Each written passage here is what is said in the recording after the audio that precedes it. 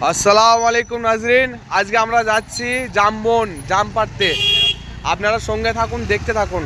এখন আমরা আন্নার গ্রামের ভিতরে ঘুরছি। সঙ্গে আছে টোটাল 5টা বাইক। এখন আমরা আছি আন্নার কবরস্থানের পাশে, আপনারা দেখতে থাকুন। আর পেছনে আরেকটা বাইক আসছে, খুবই স্লো চালাচ্ছে। গাড়ি স্ট্যান্ড করলাম, এবার আমরা জঙ্গলের দিকে হাঁটা শুরু করব। বন্ধুর বাড়ি মাঝখানেতে নদী, শিরনিধি মুশারা গায়ে ফিরায় আসো যদি। তোর গাঙেতে ভীষণ পানি, যদি একবার নামি গো, তুই বা গেলে কে বাঁচাবে, কে হবে? আমাদের ক্যামেরা দেখুন,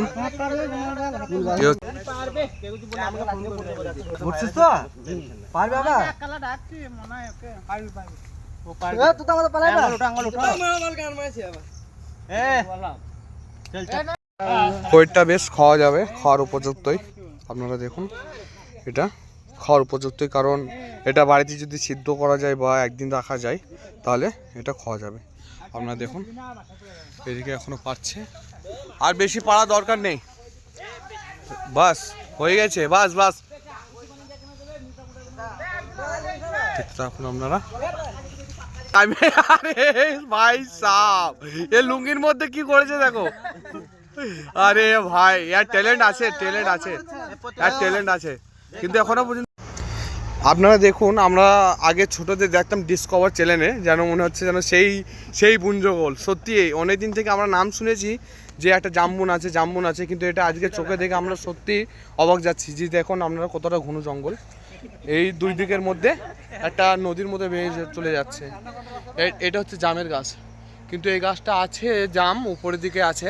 আমরা একটু আগের দিকে যাব, আপনার সঙ্গে থাকুন, দেখুন। এই জঙ্গলটা এতটাই ঘন যে আমাদেরকে জমির মধ্যে দিয়ে হেঁটে যেতে হচ্ছে।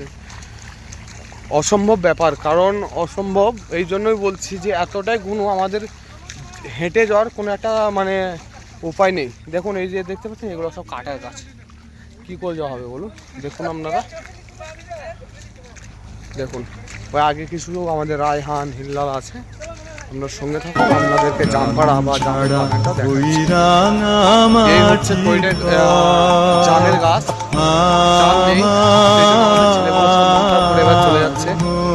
আপনারা দেখুন, জাম নেই,